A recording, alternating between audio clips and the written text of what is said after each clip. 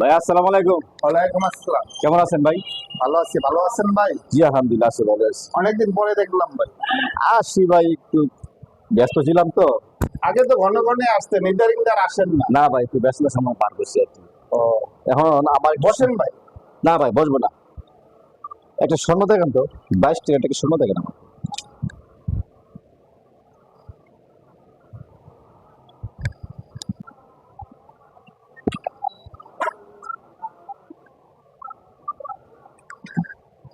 এই যে, 22 ক্যারেট না? জি ভাই। কত ভরি ভাই? ভাই 22 ক্যারেট হলো 1,71,810 টাকা। এত দাম? কি করবো ভাই, আমাদের তো এখানে কোনো হাত নাই। কি বলে ভাই, আমাদের মধ্যে সাধারণ মানুষের ভাই আমাদের স্বর্ণ কেনা কোনো সামর্থ্য নেই বর্তমানে যে অবস্থা।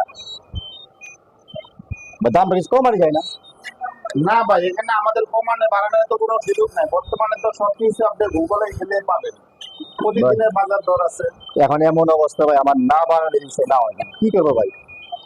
টাকা পয়সা সব রান্না করে আনতে হবে। আমাদেরও ভাই কি করার আছে, আমাদেরও তো কিছু করার নাই। আচ্ছা ইয়ে করেন, ওই চাইনা যে বানালে কত লাগবে ভাই দিনটা? চার না হলে 1,71,810 টাকা।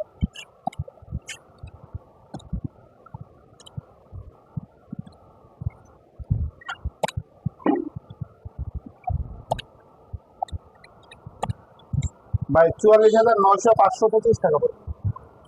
এখান থেকে কিছু কমানোর সিস্টেম আছে ভাই? ভাই এখান থেকে আর কি কমাবো বলেন আপনি? মজুরি থেকে আমি 200 টাকা কম রাখবো। কি করবো ভাই, এখন খুব বিপদে পড়ে গেছি বুঝছেন। মানে বিয়ের অনুষ্ঠান, বউর বান্ধবীর এখানে আবার গিফট করতে হবে। এখন গলা আমাদের বাচ্চা খাওয়াটা ভাই, এখন জিনিসটা অর্ডার না দিলে আবার না হয়। যাকবো কি করবো, ঠিক আছে দেন। আর দেখেন একটু কমানো যায় না এখন কি ভাই? ভাই এখানে কমানোর সুযোগ নাই, এটা আমার তরফ থেকে আমার যতটুকু সম্ভব ছিল আমি 200 টাকা আপনাকে ছেড়ে দিচ্ছি।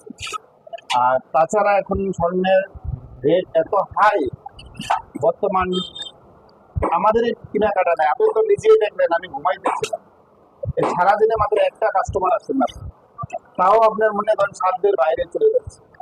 আমরা সরকারের কাছে আহ্বান জানাই যে আমরা যারা ক্ষুদ্র ব্যবসায়ী, এই স্বর্ণ ব্যবসা করে আমরা দুইটা জীবনযাপন করে দুইটা ডাল ভাত খাই, সেটা আমাদের খুব সংকট চলছে।